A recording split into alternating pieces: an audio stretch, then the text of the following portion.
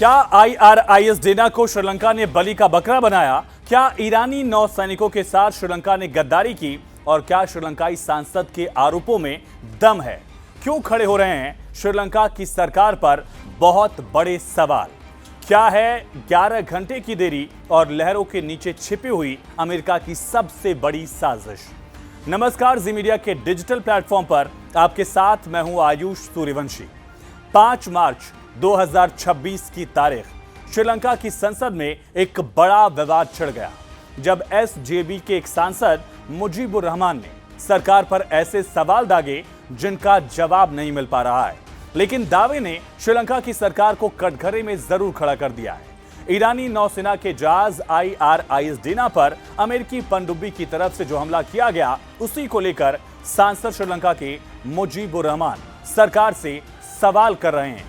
एक तरफ ये घटना 4 मार्च को ही जब IRIS डेना एक ईरानी फ्रिगेट जो था वो इंडियन ओशन में गाले पोर्ट से करीब 40 नॉटिकल माइल दूरी पर एक अमेरिकी पनडुब्बी ने इसे टॉर्पीडो से निशाना मारकर डुबो दिया।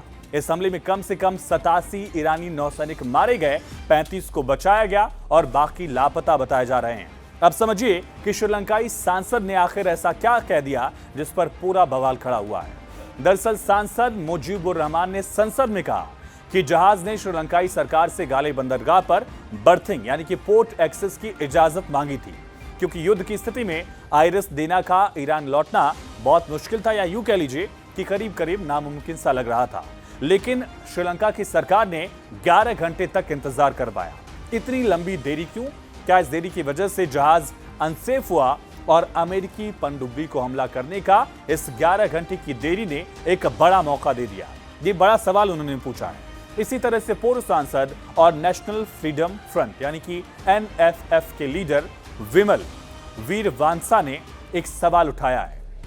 उन्होंने भी सवाल पूछा कि श्रीलंका के राष्ट्रपति क्या दिशानायके अमेरिका के दबाव में काम कर रहे हैं, और यहां तक उन्होंने दावा किया कि अमेरिका ने श्रीलंका को सीधी धमकी दे दी थी। दरअसल उन्होंने ये भी कहा कि अगर ईरानी वॉरशिप को श्रीलंका में डॉक करने की परमिशन दी जाती तो अमेरिका सीधे एयर स्ट्राइक कर देगा, इस तरह की धमकी दी गई थी। और इसके साथ ही नमल राजपक्षा जो कि श्रीलंका के पूर्व प्रेसिडेंट महिंद्रा राजपक्षा के बेटे हैं और एक बड़ा नाम है श्रीलंका में, उन्होंने भी श्रीलंका की सरकार से सीधे सवाल पूछा है।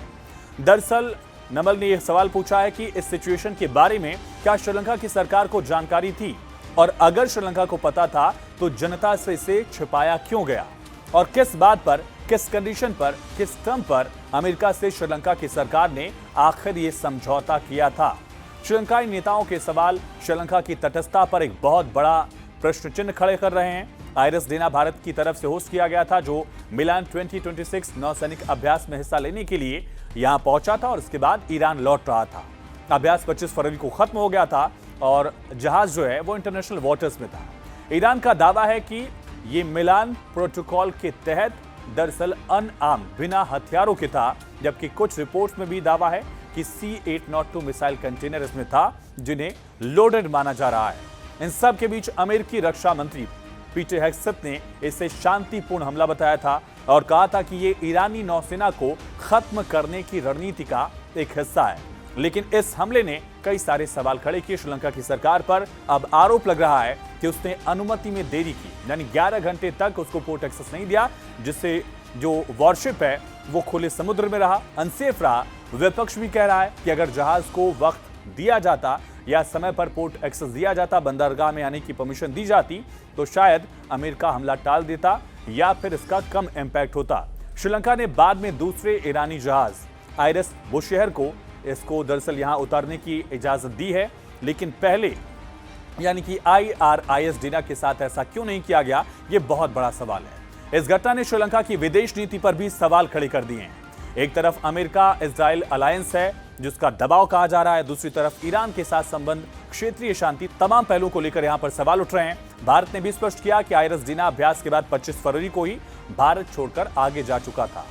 अब इस युद्ध में, ईरान अमेरिका युद्ध में भारतीय महासागर तक क्या इसका इंपैक्ट है, ये बड़ा सवाल है। लेकिन श्रीलंका अब 2 ईरानी जहाजों से जुड़े संकट में फंस गया है। संसद में सवाल उठ रहे हैं, सरकार कटघरे में है। देखना होगा कि इसको लेकर क्या जवाब दिया जाता है। फिलहाल इस वीडियो में इतना ही। बाकी तमाम खबरों के लिए आप जुड़े रहिए जी न्यूज के साथ।